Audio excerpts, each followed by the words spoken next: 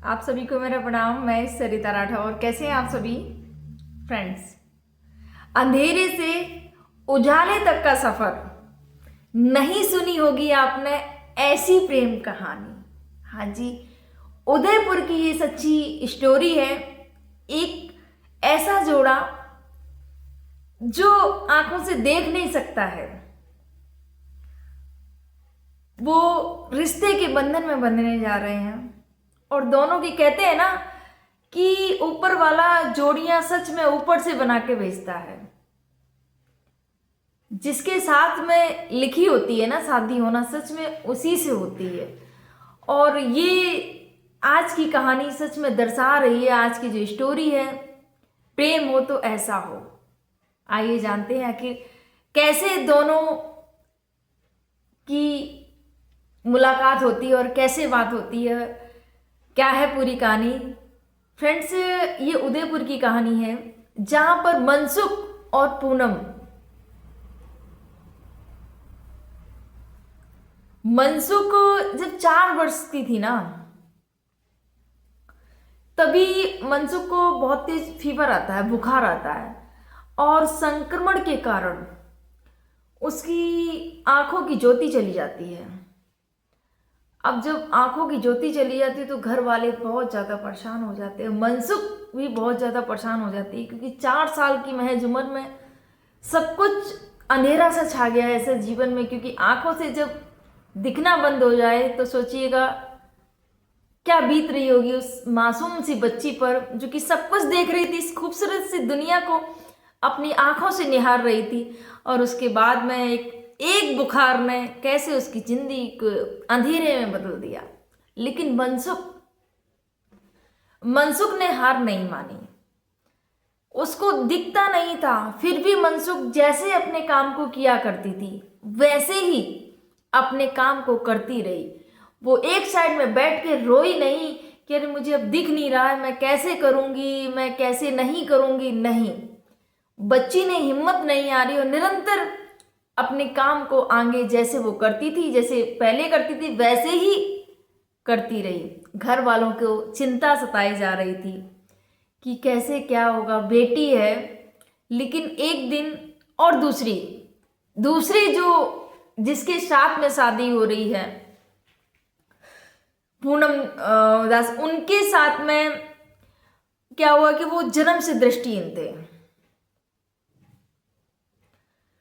तो जो जन्म से दृष्टिहीन थे पूरन दास, तो उनके घर वाले और वो बहुत ज़्यादा, देखिए कोई भी बच्चा हो जब नहीं देख पाता तो घर वालों को चिंता सताती है अपने बच्चे के भविष्य को लेके, कि जब तक हम हैं तब तक देख रहे हैं, उसके बाद में क्या होगा। बहुत सारी चिंताएं होती हैं माता पिता को। लेकिन पूरन दास भी मेहनती थे, उन्होंने सोचा कि कुछ ना कुछ तो करना पड़ेगा। दृष्टिहीन थे फिर भी अपने काम जो थे वो खुद ही किया करते थे। एक होटल पे उन्होंने नौकरी ज्वाइन कर ली, एक होटल पे काम करने लगते हैं पूरन दास। और तभी उनकी मुलाकात मनसुख दास से होती है, मनसुख से होती है। जब मनसुख से बात हुई, उन्होंने, क्योंकि दृष्टिहीन थे, एक दूसरे को वो देख नहीं सकते थे, एक दूसरे से बात की। एक दूसरे को जब एक दूसरे से बात होने लगी तो वो एक दूसरे को समझने लगे।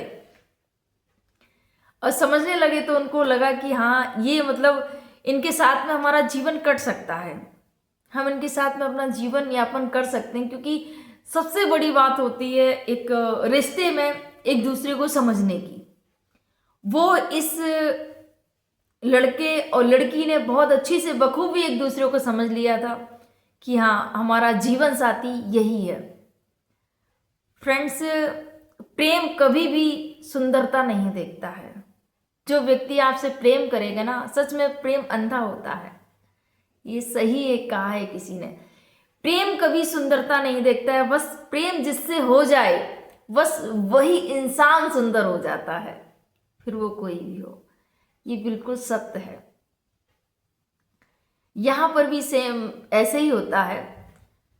दोनों एक दूसरे से बात करते हैं, फिर बात आगे बढ़ाते हैं। जो नारायण सेवा संस्थान है वहां पर इनकी शादी की बात चलाई जाती है। घर वालों तक ये जब रिश्ता जाता है, क्योंकि बेटी का और बेटे का, तो दोनों लोग बहुत ही खुश हो जाते हैं कि कम से कम हमारे बच्चों को एक दूसरे का सहारा और पति पत्नी बनेंगे, एक सहारा मिल जाएगा जो जीवन पर्यंत वो एक दूसरे के साथ रहेंगे। तो घर वाले बहुत खुशी, और वो दोनों एक वैवाहिक रिश्ते में बंधने जा रहे हैं। तो बहुत अच्छी लगी ये मुझे स्टोरी, न्यूज़ पर देखा तो मन खुश हो गया। और सच में भगवान कहीं ना कहीं जोड़ियां ऊपर से ही बना के भेजते हैं। आप कुछ भी कहो, ये सत्य है, क्योंकि मनसुख और पूरनदास कभी नहीं सोचा होगा कि हमारे जीवन में भी कुछ ऐसे पल आएंगे। यहाँ पर ये जो शादी होने जा रही है, खूब खूब आशीर्वाद है दोनों को। और मैं तो बस यही कहूँगी, हमेशा खुश रहो, भगवान आपके जीवन में खुशियाँ ही खुशियाँ लेकर आए और प्रकाश ही प्रकाश हो आपके जीवन में। फ्रेंड्स, कल्पना करिएगा, आप लोग ना छोटी छोटी चीज़ों से हताश हो जाते हैं, उदास हो जाते हैं और सोचते हैं कि अरे ऐसा हो गया, वैसा हो गया, अब नहीं जीना है मुझे, आशा छोड़ देते हैं। वहाँ पर ऐसे लोगों को आप देखिएगा कि जिन्होंने दुनिया ही नहीं देखी है, जिन्होंने दुनिया देखी है और उसके बाद में वो इस दुनिया को नहीं देख सकते हैं, उनकी आंखों से प्रकाश चला जाए, सोचिएगा क्या बीतती होगी ऐसे इंसान पर।